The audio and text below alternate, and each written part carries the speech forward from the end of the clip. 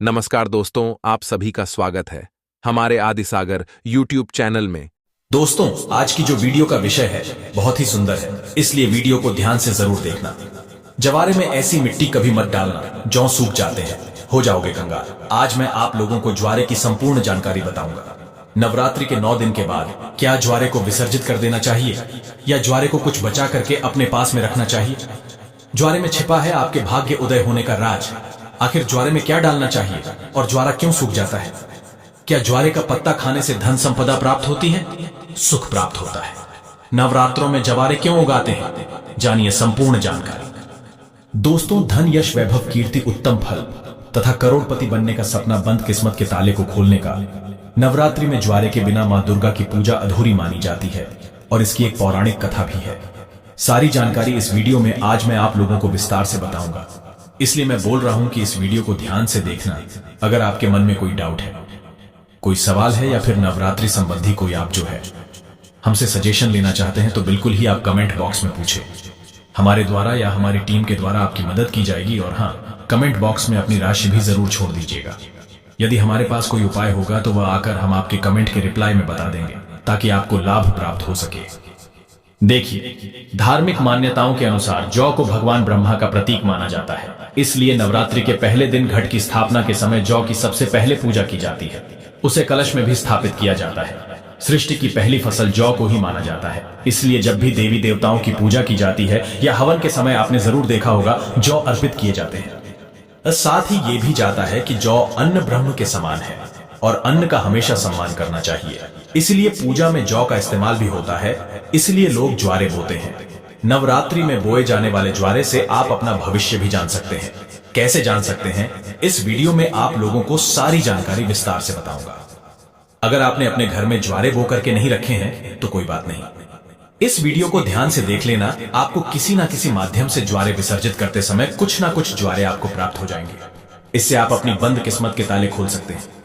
और दोस्तों, वीडियो ध्यान से देखना। और हाँ, अगर आपको हमारी वीडियो में बताई गई जानकारी अच्छी लगेगी, वीडियो पसंद आएगी, तो वीडियो को लाइक कर चैनल को सब्सक्राइब जरूर करना और कमेंट बॉक्स में जय माता दी जरूर लिखना।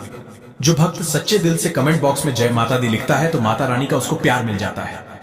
दोस्तों, हमारे धर्मशास्त्र कहते हैं कि नवरात्रि में बोए जाने वाले ज्वारे से आप अपने भविष्य को झांक सकते हैं, अर्थात आप अपने भविष्य को देख सकते हैं। कैसे देख सकते हैं? अगर अंकुरित जौ का रंग नीचे से आधा पीला हो और ऊपर से आधा हरा हो, तो इसका मतलब ये होता है कि आप वाला साल आधा समय ठीक रहेगा और आधा समय आपका खराब चलेगा।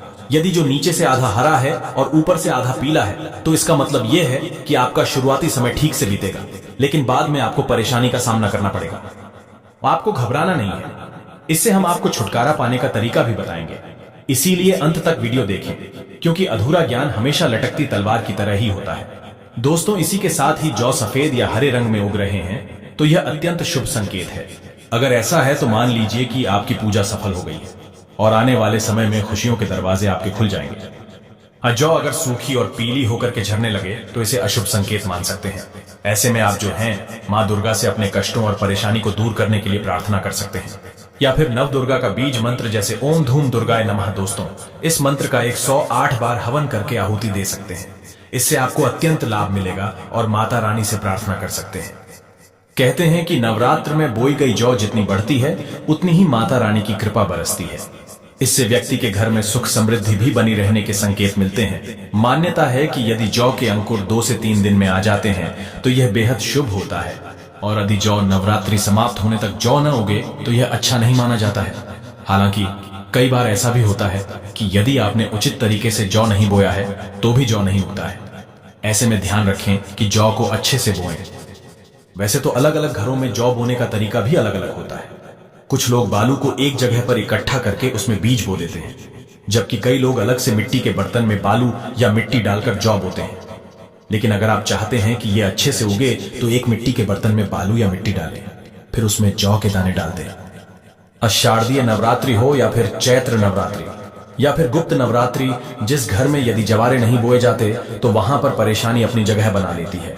भूत प्रेत का वास हो जाता है, डेरा भूतों का आ जाता है, गरीबी का वास हो जाता है, शास्त्रों के अनुसार माना जाता है कि माता दुर्गा उस घर में वास करती है और वही सेवा स्वीकार करती है और उसी का व्रत पूर्ण करती है जिसके घर में जवारे बोए जाते हैं। यदि जवारे हरे भरे हैं तो घर में खुशियों का आगमन आवश्यक होता है। हरे भरे जवारे के साथ माँ अपनी सखियों के साथ नृत्य करती है, खेलती है, घर में ढेरों खुशियां बरसती है, माता का प्यार बरसता है और ऐसे घर से भूत प्रेत दूर भाग जाते हैं। कहते हैं जवारे नकारात्मकता को नष्ट करते हैं और सकारात्मकता का संचार करते हैं। शास्त्रों में स्पष्ट लिखा है कि नवरात्रों में यदि जिस घर में जवारे नहीं होते, जवारे नहीं बोए जाते, तो इतना समझ लो आपके घर में प्रेत आत्माओं ने डेरा बना रखा है। घर से यदि भूत प्रेत को भगाना है तो जवारे नवरात्रों में अवश्य बोए माता बड़ी प्रसन्न होती हैं, खुश होती है मां। जौ जो होते हैं आप इसे 9वें दिन कन्या पूजन में कन्याओं को भोग स्वरूप उनको वितरित करें। आप चाहें तो देवताओं को जौ का भोग लगा सकते हैं। कन्या की थाली में इसका एक एक टुकड़ा रखें। माता नव दुर्गा प्रसन्न होती है। नवरात्रि में ज्वारे का भोग देवताओं को अति प्रसन्न करता है। दोस्तों, जो ज्वारे होते हैं ये बहुत ही पवित्र चीज है, इसे आप साधारण मत समझना। वैसे मैया रानी करुणामयी है, वह अपनी संतान और अपने लाल को सदैव माफ कर देती है। ज्वारे को साक्षात नौ दुर्गा का स्वरूप माना जाता है, ब्रह्म का स्वरूप माना जाता है। चलिए, इस वीडियो में मैं आप लोगों को बताने का प्रयास करूंगा कि अब सवाल यह उठता है कि नवरात्रि में ज्वारे का क्या करें? क्या विसर्जन कर दें या इसे घर में रहने दें? तो धार्मिक मान्यता कहती है कि ज्वारे को घर में रखना शुभ माना जाता है, लेकिन इसको रखने के पीछे एक निश्चित निर्धारित समय रहता है। इसी निर्धारित समय में ज्वारे की सेवा करके जल में विसर्जित इसे कर देना चाहिए। दोस्तों, जैसे कि आपने 9 दिन इसकी खूब सेवा की है, बहुत अच्छी बात है। 9 दिनों के बाद इसे जल में विसर्जित कर देना चाहिए, क्योंकि शक्ति को शक्ति के साथ मिलाना जरूरी है। जल को गंगा शक्ति कहा जाता है और ज्वारे को श्री शक्ति। श्री शक्ति अर्थात लक्ष्मी की शक्ति, दुर्गा की शक्ति। इसलिए श्री शक्ति को हम जब जल शक्ति, गंगा शक्ति को भेंट करते हैं तो ये गंगा शक्ति में जाकर के मिल जाती है। मैं आपको एक छोटे से उदाहरण से समझाने की कोशिश करूंगा। जिस प्रकार जो हमारा शरीर होता है ये 5 तत्वों में मिल जाता है, उसी प्रकार ज्वारा भी पूर्ण प्रकार शक्ति के साथ अपने अष्टभुजा दुर्गा स्वरूप में शक्ति में मिल जाता है। तो दोस्तों, ज्वारा 9 दिन अखंड ज्योत जलने के कारण, ध्यान से सुनना, ज्वारे के आसपास में 9 दिन अखंड ज्योति जलने के कारण, मां दुर्गा के समीप में ये रहने के कारण बिल्कुल ही ये शक्ति स्वरूप में जागृत हो जाते हैं। ऐसे ज्वारे लोगों के दुख, तकलीफ, परेशानी, इन सब को चुटकियों में समाप्त कर सकते हैं। तो आइए इस वीडियो में जानते हैं ज्वारे से किस प्रकार हम अपनी फूटी किस्मत को दूर कर सकते हैं, अपने दुर्भाग्य को सौभाग्य में बदल सकते हैं और सभी प्रकार की आपकी जो दबी हुई इच्छा है आप उसे पूर्ण कर सकते हैं। देखिए, अगर आज की वीडियो आपने मिस कर दी तो सारी जिंदगी आप गरीब रह जाएंगे, क्योंकि ज्वारे से आप अपनी गरीबी को, अपने कष्ट को, अपनी परेशानी को, अपने दुख को, अपनी तकलीफ को, या आपके घर परिवार में किसी को दुख है, तकलीफ है, लंबे समय से बीमार है, आप उन्हें स्वस्थ करा सकते हैं। तो आइए इस वीडियो में जानते हैं वास्तव में हमें जो है ज्वारे का क्या करना चाहिए। तो ज्वारे विसर्जित करते समय कुछ ज्वारे साफ पानी से धो करके हमें अपने साथ में ले आना चाहिए। क्यों इसे लाना चाहिए? क्योंकि इसे श्री शक्ति का प्रतीक कहा जाता है। श्री शक्ति अर्थात इसे लक्ष्मी का स्वरूप माना जाता है। ज्वारे को हमेशा धन स्थान है, व्यापार स्थान है या फिर कारोबार स्थान है, यहां पे जरूर रखना चाहिए। इससे धन में बढ़ोतरी होती है, कारोबार में उन्नति होती है। अगर आपकी दुकान ठीक से नहीं चल पा रही, कारोबार में आपको बढ़ोतरी नहीं हो पा रही है, या फिर आपका धंधा पानी अच्छे से नहीं चल पा रहा है, निरंतर आपको नुकसान हो रहा है, तो बिल्कुल ही ज्वारे की कुछ पत्तियां आप अपने व्यापार स्थान में, धन स्थान में जरूर रखिए। आपके धन में बढ़ोतरी होगी, कारोबार में तरक्की होगी और आप जो भी बिजनेस करें उसमें आपको लाभ मिलेगा, ऐसा भी माना जाता है। ज्वारे को पीले वस्त्र या लाल वस्त्र में लपेटकर ऊपर से मौली धागा बांध करके अगर इसे पैसों के स्थान पर रखा जाए तो इससे कभी भी पैसों की कमी नहीं होती, क्योंकि ये श्री शक्ति के कारण ये जागृत हो जाते हैं। श्री अर्थात लक्ष्मी, ये पूर्ण रूप से लक्ष्मी की शक्ति कहे गए हैं। इसी के साथ ये भी कहा जाता है, कुछ लोग ये भी कहते हैं, हमारे ही बहुत से लोग हैं संपर्क में जुड़े हुए, तो बहुत से लोगों का यह भी मानना है कि ज्वारे को थोड़ी सी मात्रा में अपने पर्स में जरूर रखना चाहिए, और आप में से अधिकतर लोग ज्वारे को अपने पर्स में जरूर रखते होंगे। अब इसके पीछे का कारण मैं आप सभी दर्शकों को बताना चाहूंगा। जिस प्रकार इसे धन स्थान में रखने से यह धन की कमी नहीं होने देता, उसी प्रकार ये पर्स में रखने से आपके पर्स में कभी भी पैसों की कमी नहीं होने देता, क्योंकि पर्स को भी धन स्थान कहा जाता है, लक्ष्मी स्थान कहा जाता है, और ये पर्स में होने के कारण हमेशा आपके पर्स को नोटों से भरे रखने का काम करता है। दोस्तों, किसी भी श्रेष्ठ मनोकामना के लिए 5 ज्वारे के साफ एवं स्वच्छ पत्तियों को देवी पुराण है या दुर्गा सप्तशती दिव्य जो किताब है, माता रानी की दिव्य किताब है, जैसे कि देवी पुराण है या दुर्गा सप्तशती है, ये सब दिव्य किताब कही गई है, तो मनोकामना बोलते हुए आपको दबाना होता है। तो मां भगवती की कृपा से कुछ दिनों के बाद वो मनोकामना पूर्ण हो जाती है। लेकिन जब भी आप ये उपाय करेंगे, आपको गुप्त रखना है, इसके बारे में किसी को बताना नहीं है।